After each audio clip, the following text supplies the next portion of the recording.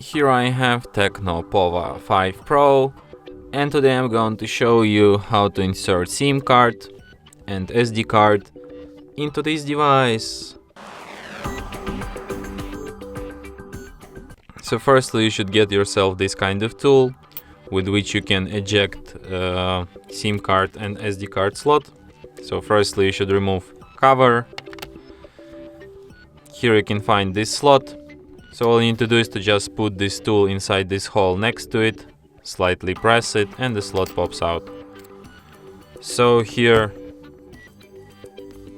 you should insert SD card from this side, and from other side you have SIM slot. So this here goes SIM 1, here goes SIM 2. So let's insert SIM 1 and then put it back into our device.